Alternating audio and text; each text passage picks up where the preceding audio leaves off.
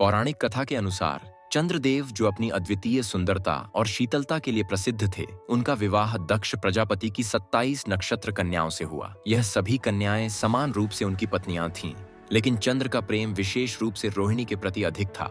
वह अपना अधिकतर समय रोहिणी के साथ ही बिताते थे, जिससे अन्य पत्नियां उदास और उपेक्षित महसूस करने लगीं। समय बीतने के साथ ये सभी कन्याएं अपने दुख से व्याकुल होकर अपने पिता दक्ष प्रजापति के पास गईं और अपनी व्यथा सुनाई। दक्ष प्रजापति को यह अन्याय सहन नहीं हुआ। उनके स्वभाव में क्रोध था और उन्होंने तुरंत चंद्रदेव को भयंकर श्राप दे दिया। चंद्र, तुमने मेरी अन्य पुत्रियों की उपेक्षा की है, इसलिए अब तुम क्षय रोग से ग्रसित हो जाओगे और धीरे धीरे क्षीण होते होते नष्ट हो जाओगे। जैसे ही यह श्राप प्रभाव में आया, चंद्रदेव की कांति फीकी पड़ने लगी, उनका शरीर दुर्बल होता गया और उनकी आभा धीरे धीरे समाप्त होने लगी। संपूर्ण ब्रह्मांड में अंधकार फैलने लगा, क्योंकि चंद्रमा की शीतलता और प्रकाश कम होने लगे। चंद्रदेव अपने इस दुर्दशा से अत्यंत दुखी हुए। वह अपनी रक्षा का कोई मार्ग नहीं देख पा रहे थे।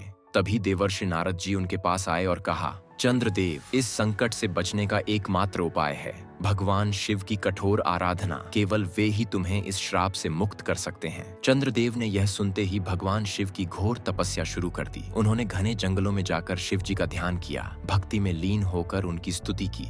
उनकी अटूट श्रद्धा और भक्ति से प्रसन्न होकर भगवान शिव ने प्रकट होकर उन्हें वरदान दिया, चंद्र, तुम्हारे ऊपर जो श्राप लगा है उसे मैं पूर्णतः समाप्त तो नहीं कर सकता, लेकिन मैं तुम्हें एक नया जीवन प्रदान कर सकता हूँ। तुम प्रत्येक दिन क्षीण होते रहोगे, लेकिन फिर धीरे धीरे अपनी कांति प्राप्त करोगे और पूर्णमासी के दिन पूर्ण चंद्र के रूप में प्रकट होगे। इसके अलावा तुम्हें मैं अपने मस्तक पर स्थान देता हूँ, ताकि तुम अमर रहो और सदा मेरे साथ रहो। भगवान शिव के इस वरदान से चंद्रदेव का जीवन चक्र बदल गया। वे एक कृष्ण पक्ष में धीरे धीरे क्षीण होते हैं और शुक्ल पक्ष में धीरे धीरे अपनी पूर्ण आभा को प्राप्त करते हैं। यही कारण है कि चंद्रमा घटता और बढ़ता रहता है। भगवान शिव ने चंद्रदेव को अपने मस्तक पर स्थान देकर यह भी सिद्ध कर दिया कि वे अपने भक्तों को कभी खाली हाथ नहीं लौटाते। सच्ची भक्ति और श्रद्धा से किया गया प्रार्थना भी मृत्यु के संकट को टाल सकती है। इस कथा से हमें यह सीख मिलती है कि जब हम सच्चे मन से भगवान की आराधना करते हैं, तो वे हमारी हर समस्या का समाधान निकालते हैं, चाहे संकट कितना भी बड़ा क्यों ना हो। अगर हम श्रद्धा और धैर्य रखते हैं, तो भगवान हमें सही मार्ग दिखाते हैं और हमारी रक्षा करते हैं।